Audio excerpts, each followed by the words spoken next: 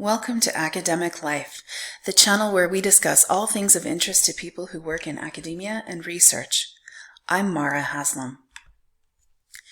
This video is a little different from others that I have produced and planned for on Academic Life, mostly due to the fact that I'm responding to the global pandemic and trying to get information out there as quickly as possible. I'm recording this on the evening of March 18th, 2020, and at the current time, things in academic life are changing noticeably every day. People all over the world are dealing with questions of how to deliver high-quality instruction in an online setting. There is a lot of information out there for academics about how to do teaching online, and a lot of it is good. I don't want to simply repeat a lot of the information that is already out there about how to teach distance courses or use online tools. But one area where I can perhaps contribute to the discussion is in my field of expertise, which is second language teaching and learning. So in this video, I'm going to specifically talk about how to create high-quality language lessons in an online environment. This information will be of use to anyone who teaches new languages to others, such as school teachers who have students who are learning English as a second language, teachers who teach foreign languages, and people who are teaching classes in languages that are not native to the students.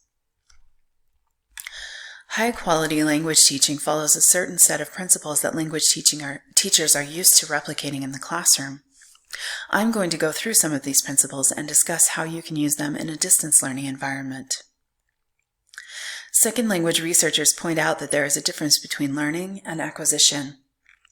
Learning refers to processes that increase explicit knowledge of language. Activities that fall into this category are things like learning grammar rules, memorizing vocabulary words by memorizing their translations, and in general, learning about the language or how it works. Acquisition refers to processes that increase implicit knowledge of language. Implicit knowledge is knowledge that you don't necessarily know you have, but you can still use. For example, when babies first learn the languages they are exposed to in their environment, they don't learn them by studying grammar rules or memorizing lists of vocabulary words. They learn by connecting the language to the things they observe and know in the environment. Teachers of high-quality language lessons know that this kind of knowledge is the kind of knowledge that we usually want to foster in our students, because implicit knowledge of language is directly useful in communicative situations. That's why high-quality language lessons focus heavily on comprehensible input, because comprehensible input builds implicit knowledge of a language directly. Therefore, the more comprehensible input you can get to your students, the more their language knowledge will develop. The following principles are widely known as important for high-quality language instruction. I'm going to specifically discuss the following principles and talk about how they can be done in distance learning: comprehensible input, and opportunities for input and interaction. This video will mostly focus on strategies for teaching listening and speaking, since reading and writing are relatively straightforward online. Comprehensible input.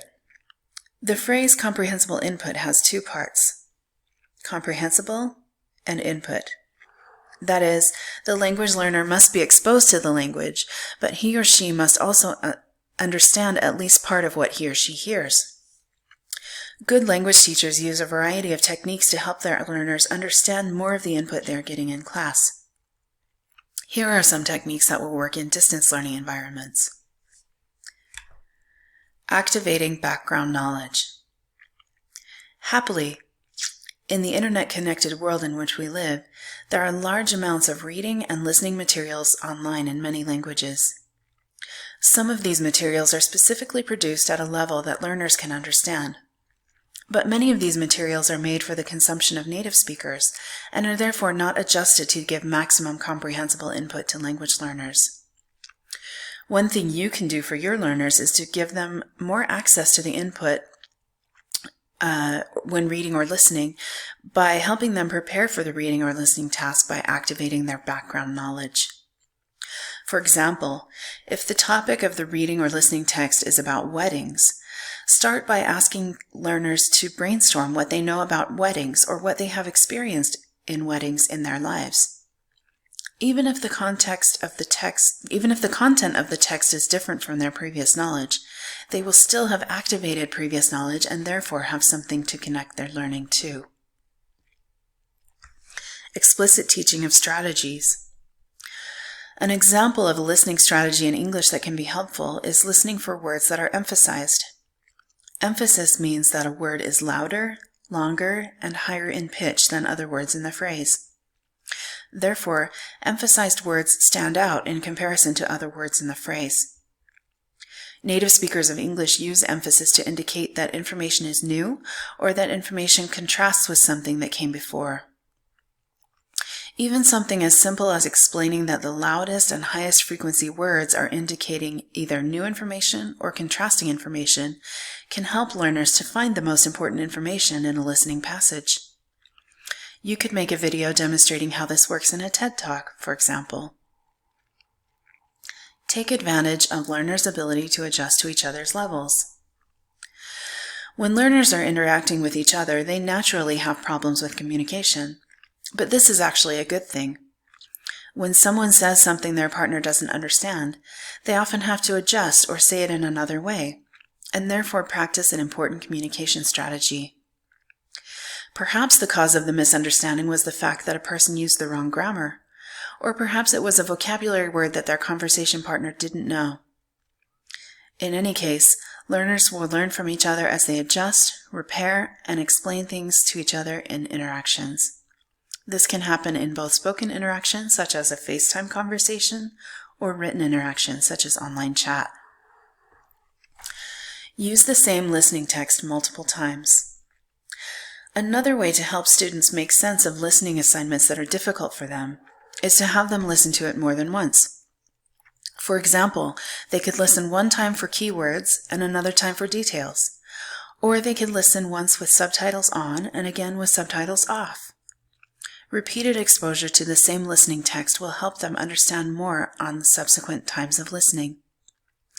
Many common websites, such as YouTube, have subtitle features that can support this kind of listening activity. In addition to input, learners need to practice output, and it is very helpful for them to do so in the context of an interaction. After all, communication outside the language classroom never happens in a void. Someone always has an intended audience for language they are using. Whatever you can do as a teacher to set up opportunities for output and interaction for your learners will be helpful. This interaction doesn't have to be with highly proficient speakers of the language. Interaction with other language learners will be valuable as well. Here are some techniques that can work in distance learning. Discussion topics. Language teachers around the world love using discussion topics because they motivate people to want to say something. Why not give your students a discussion topic and then ask them to discuss with a partner for 10 minutes on FaceTime, telephone, or Zoom, then report back on what their partner said? If synchronous discussion doesn't work for your learners, then an asynchronous threaded discussion can work as well, though that will be more practice for their writing skills than their speaking skills. Online environments also have the possibility of chat functions and Marco Polo, which have qualities of both synchronous and asynchronous discussion. In addition to discussing with each other, students can find other people in the world to discuss with.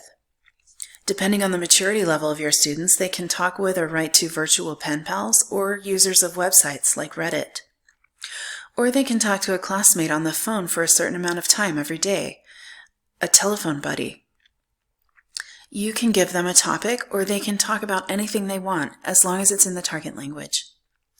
I personally like to give students something to do with the information they talked about, so that they have a reason to listen.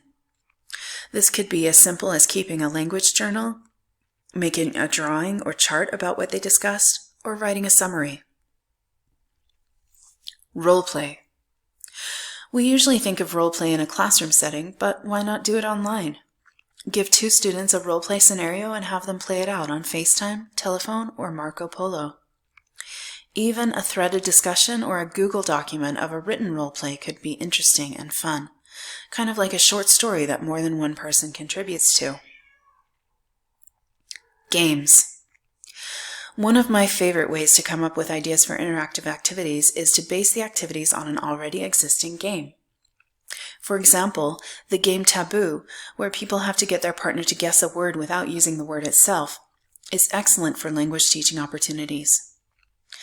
Any game where the players have to listen to each other and respond to what they hear in some way can be sources of valuable interaction. For example, trivia games and Battleship have this kind of interaction.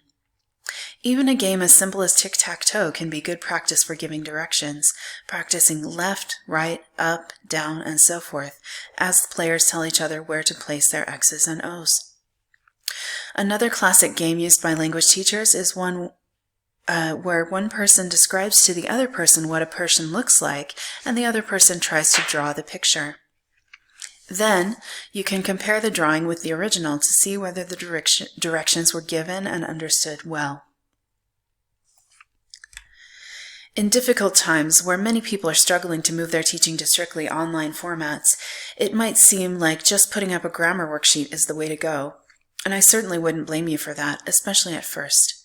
But hopefully, you can incorporate some of the things I've talked about as things go along. You can do this. We're all in this together. Feel free to share other ideas about how to do high-quality language teaching online in the comments, and like and subscribe for more videos on academic life.